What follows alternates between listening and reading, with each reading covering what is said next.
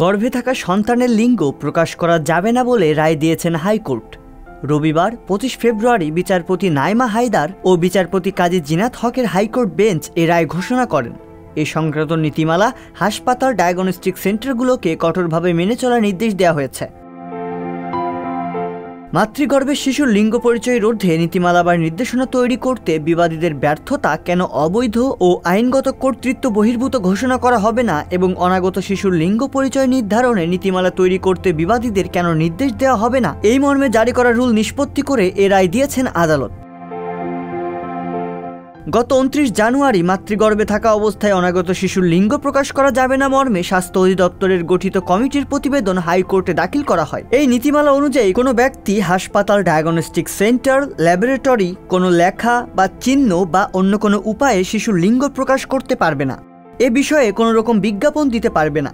সরকারের মন্ত্রণালয়গুলো doctor, nurse, পরিবার পরিকল্পনা কর্মী, টেকনিশিয়ান কর্মীদের নেতিবাচক ফলাফল সম্পর্কে এবং নৈতিকতা ও পেশাগত আচরণ বিষয়ে ট্রেনিং দেবে।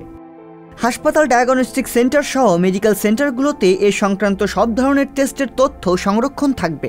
হাসপাতাল, ডায়াগনস্টিক সেন্টার সহ মেডিকেল সেন্টারগুলো ডিজিটাল ও প্রিন্ট মাধ্যমে লিঙ্গ সমতা এবং কন্যা শিশুর গুরুত্ব তুলে ধরে বিভিন্ন বার্তা প্রচার করবে।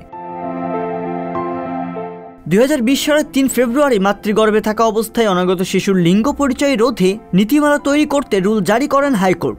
বিচারপতি এম ইনায়েতুর রহিম ও বিচারপতি মোহাম্মদ মুস্তাফিজুর রহমানের হাইকোর্ট বেঞ্চ এ রুল জারি করেছিলেন। হাইকোর্টের রুলের পর নীতিমালা তৈরির জন্য কমিটি গঠন করে স্বাস্থ্য অধিদপ্তর।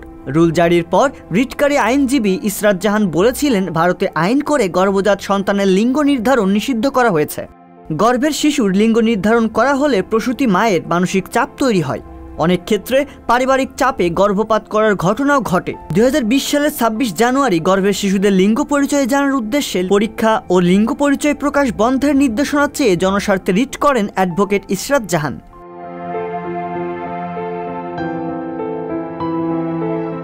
রিয়াজুল ইসলাম, সংবাদ প্রকাশ।